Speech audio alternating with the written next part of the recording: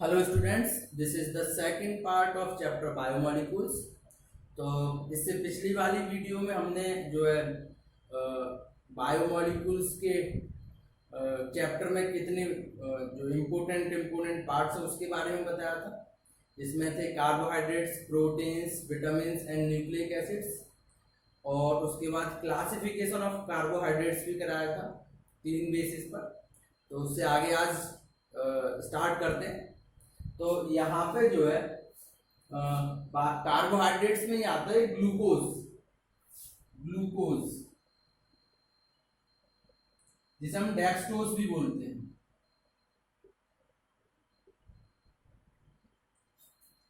ये भी कार्बोहाइड्रेट ही है। तो जो ग्लूकोज के जो मेन सोर्स हैं, ग्लूकोज के जो सोर्स हैं वो आता है आपका हनी, फ्रूट्स। ये नेचुरल सोर्स है ग्लूकोज के। उसके अलावा ग्लूकोज का आता है स्टार्च, और भी ऐसे ही कई जो है। तो ये ग्लूकोज के जो है क्या बोलते हैं, नेचुरल और अननेचुरल दोनों तरह के सोर्सेज हैं। उसके अलावा ग्लूकोज को हम बना भी सकते हैं। तो प्रिपरेशन ऑफ ग्लूकोज,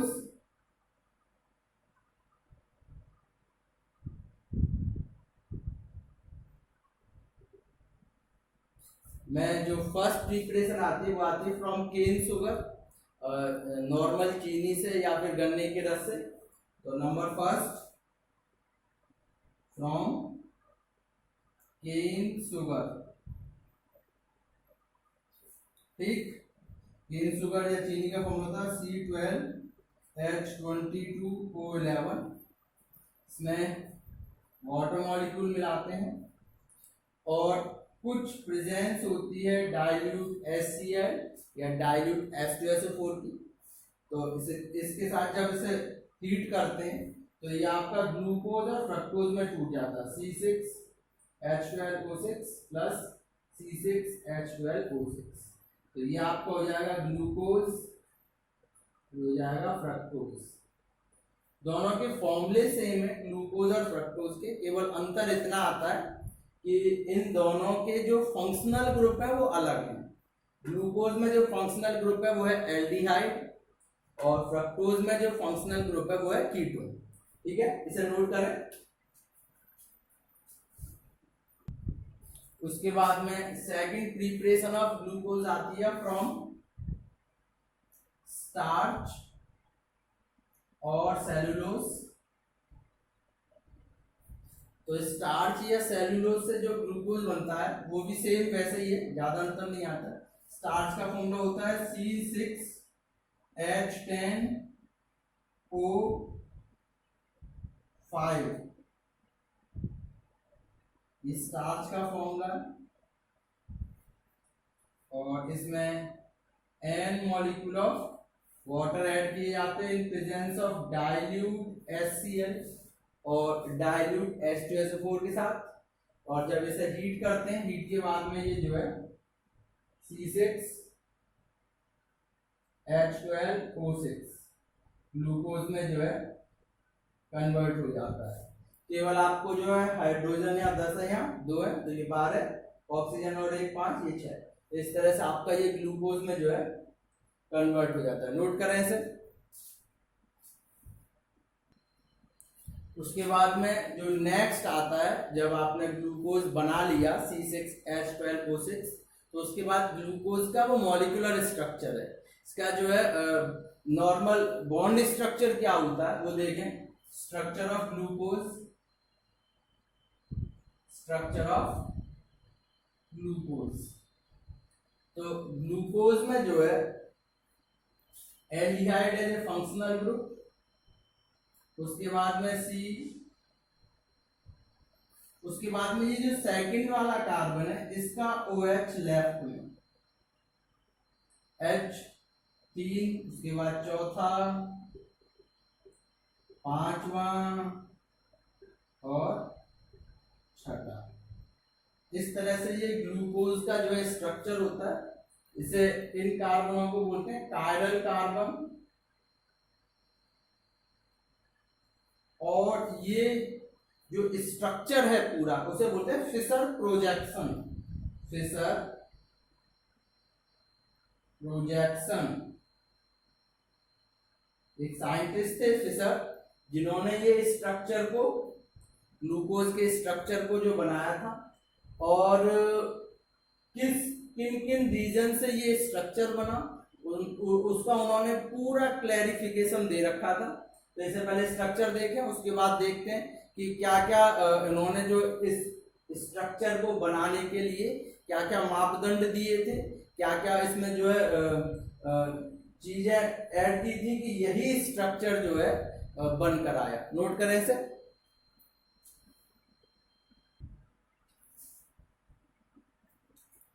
तो जो इसमें जो हमने अभी स्ट्रक्चर दिया था उसमें जो फर्स्ट क्वेश्चन निकल कर आया कि how can we say that all carbons are single bonded. भाई हम कैसे कह सकते हैं, क्योंकि फॉर्मूला था C6H12O6, तो हो सकता है कोई कार्बन डबल बॉन्डेड हो। आपने स्ट्रक्चर दे दिया बिल्कुल सीधा सीधा कुछ इस तरह से, इसे हम जो भी दिया था उसे इस तरह से भी लिख सकते हैं। तो हम कैसे कह सकते हैं कि ये सभी सिंगल बॉन्डेड है। तो उसके लिए उन्होंने आंसर दिया कि अगर हम ग्लूकोज की रिएक्शन HI के साथ में हीट कराते हैं, तो अगर ये सभी सिंगल बॉन्डेड है तो ये सीधा एक स्ट्रेट चेन बनाते हैं। 6 कार्बन है, 6 कार्बन की स्ट्रेट चेन। ये आपको हो जाता है CH3 CH2 CH2 CH2 1 2 3 4 5 और CH3 यानी एन हेक्सेन। तो इस आधार पर उन्होंने कहा कि जो हमने ग्लूकोज का स्ट्रक्चर दिया उसमें सभी कार्बन सिंगल बॉन्डेड हैं, क्योंकि अगर ग्लूकोज की रिएक्शन हाइड्रोजन आयोडाइड से कराते हैं तो वो उसे जो है एक स्ट्रेट चेन में कन्वर्ट कर देती है, और हाइड्रोजन आयोडाइड डबल बॉन्ड वाले कंपाउंड को जो है स्ट्रेट चेन में कन्वर्ट नहीं करता है। तो ये पहला क्वेश्चन जो उस समय ये लोगों ने किया कि आपने जो स्ट्रक्चर दिया है वो सभी सिंगल बॉन्डेड हैं, ऐसे आप कैसे कह सकते हो, उसका उन्होंने ये एक आंसर दिया था कि अगर उसकी HI से रिएक्शन करा दो तो वो क्योंकि स्ट्रेट है तो वह स्ट्रेट ही हो जाएगा, उसमें जो एल्डिहाइड और जो वाटर मॉलिक्यूल है वो सभी जो है हट जाते हैं। ठीक है, नेक्स्ट देखते हैं। उसके बाद सेकंड आता है how can we say that it has a carbonyl group. Carbonyl मतलब एल्डिहाइड या कीटोन वाला ग्रुप। तो हम कैसे कह सकते हैं कि एल्डिहाइड या मतलब जो ग्लूकोज है उसमें एल्डिहाइड है या कार्बोनिल ग्रुप है। मेन चीज आती है एल्डिहाइड से पहले कि कार्बोनिल ग्रुप है कि नहीं है। तो इसके लिए भी उन्होंने एक आंसर दिया। उन्होंने इसकी रिएक्शन जो हमारे पास में ये ग्लूकोज दे रखा है,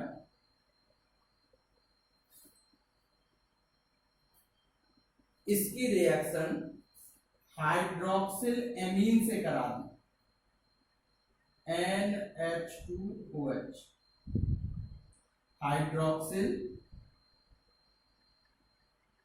एमीन। तो हाइड्रोक्सिल एमीन कार्बोनिल कंपाउंड वाले ग्रुपों के साथ रिएक्शन करके ऑक्सीन बना देता है।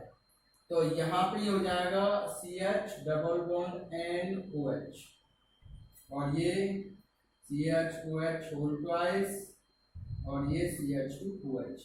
तो ग्लूकोज का ये ऑक्सीन कंपाउंड बना देता है। ठीक, तो एक तो ये था कि कार्बोनिल ग्रुप के लिए ये जो है रिएक्शन सही है। उसके अलावा दूसरी जो उन्होंने रिएक्शन कराई वो थी CHOH होल 4 CH2OH। इसकी रिएक्शन हाइड्रोजन साइनाइड से, ये दो रिएक्शन है जो प्रूफ करती हैं कि ग्लूकोज में as a carbonyl functional group है। तो पहला था ऑक्सीन से हाइड्रोक्सिल एमीन के साथ रिएक्शन करके ऑक्सीन बना था, दूसरा था हाइड्रोजन साइनाइड के साथ में रिएक्शन, तो ये साइनोहाइड्रिन में कन्वर्ट कर देता है। ये हो जाता है आपका CH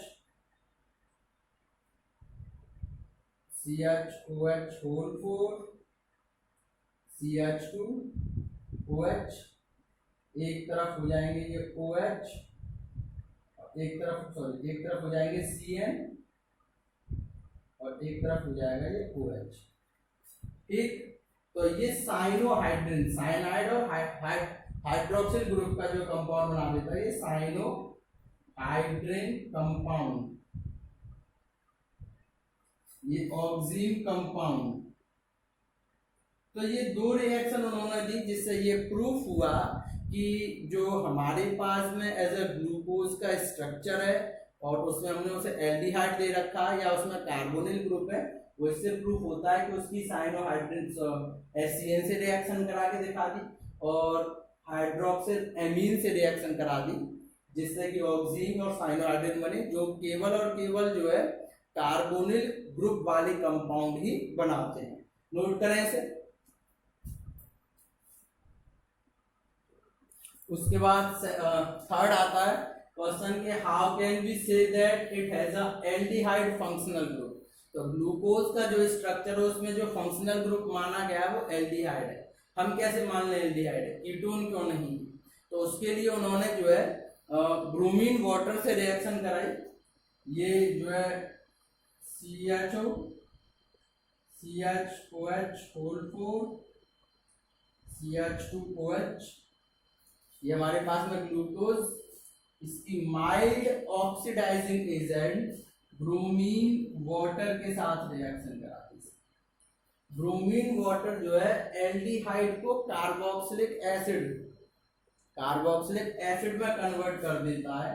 ये COOH CHOH होल 4 CH2OH और ये ग्लूकोज से बन गया ग्लूकोनिक एसिड, जिससे पता पड़ा कि एल्डिहाइड जो ग्लूकोज है उसमें as a functional group aldehyde है।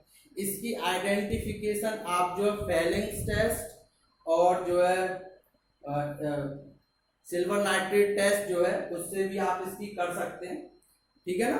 टॉलरेंस टेस्ट और फेलिंग्स टेस्ट जो थे उससे भी आप कर सकते हैं। तो ये एल्डिहाइड को ब्रोमीन वाटर के साथ में, केवल एल्डिहाइड ही ब्रोमीन वाटर के साथ ऑक्सीडाइज होकर जो है कार्बोक्सिलिक एसिड देता है।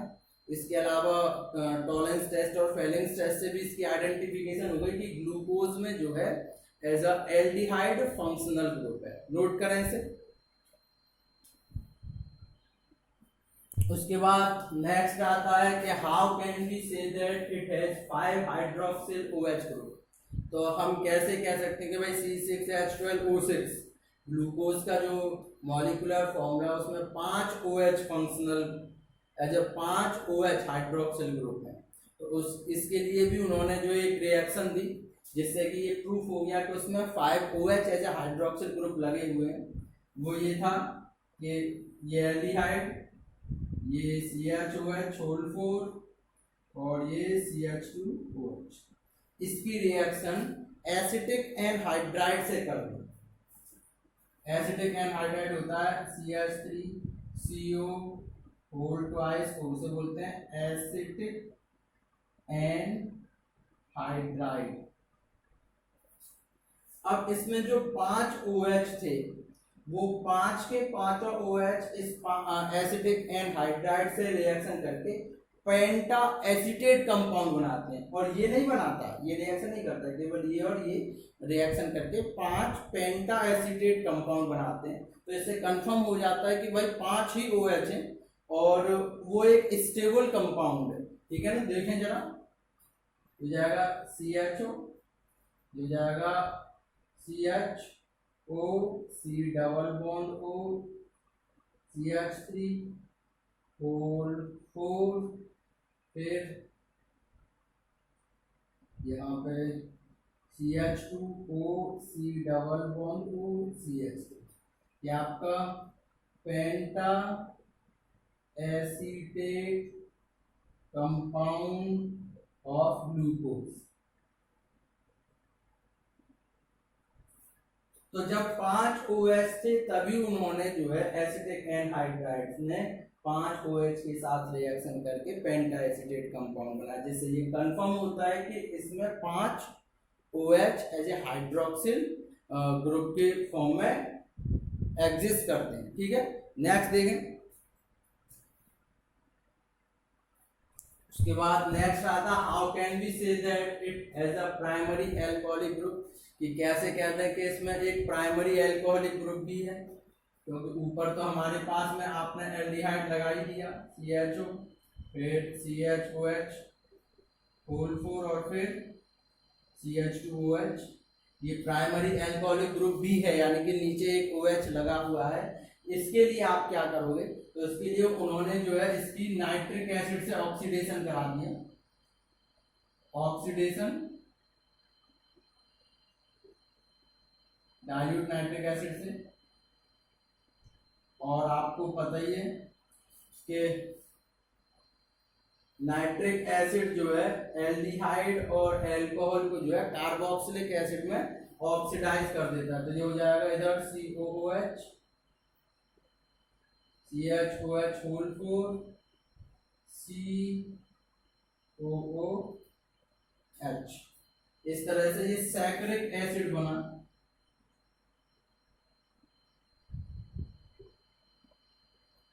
जिससे कंफर्म हो गया कि इसमें प्राइमरी, अब दोनों ही डाई कार्बोक्सिलिक हो गए थे। तो जो हमने अभी ग्लूकोनिक एसिड बनाया था, ग्लूकोनिक एसिड था COOH CHOH whole 4 CH2OH, gluconic acid, वो भी जो है इसी तरह की रिएक्शन देता है। मतलब ये तो है ही है कार्बोक्सिलिक में, ये वाले OH को भी वो कार्बोक्सिलिक एसिड में कन्वर्ट कर देता है, जिससे ये कंफर्म हो जाता है कि हाँ जो हमारे पास में ग्लूकोज का स्ट्रक्चर दे रखा है उसमें एक प्राइमरी हाइड्रोक्सिल ग्रुप भी है। ठीक, इसे नोट करें। उसके बाद नेक्स्ट आता है रेजोनेंस स्ट्रक्चर ऑफ ग्लूकोज। तो जो हमने ग्लूकोज का स्ट्रक्चर बनाया था वो कुछ इस तरह था, CHO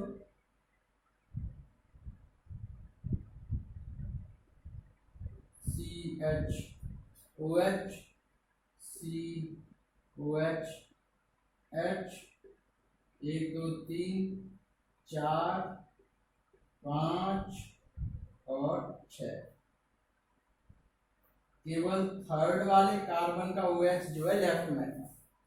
तो होता क्या है कि जो नीचे से सेकंड और ऊपर से जो फोर्थ फिफ्थ वाला जो कार्बन है उसके ऑक्सीजन के पेयरिंग इलेक्ट्रॉन्स, अगर हम इसे इस तरह से बनाएं, double bond O single bond H, ये पार्शियली नेगेटिव और ये पार्शियली पॉजिटिव। तो ये डबल बॉन्ड जो हमारे पास है पांचवें कार्बन के ऑक्सीजन के जो पेयरिंग इलेक्ट्रॉन्स हैं वो इस कार्बन पे जो है अटैक कर देते हैं, जिसकी वजह से इसके दो जो है रेजोनेंस स्ट्रक्चर बनकर आते हैं। पहला आता है ये HCOH, एक, दूसरा यहां, तीसरा यहां, चौथा 1 2 3 4 5, 1 2 3 4 और 5।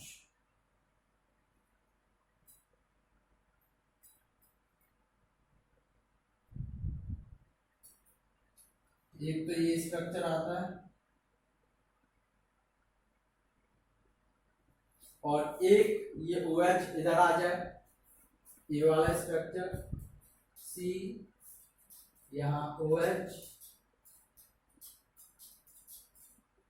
और इधर H, 1 2 3 4 5, 1 2 3 4 5, 1 2 3 4 5,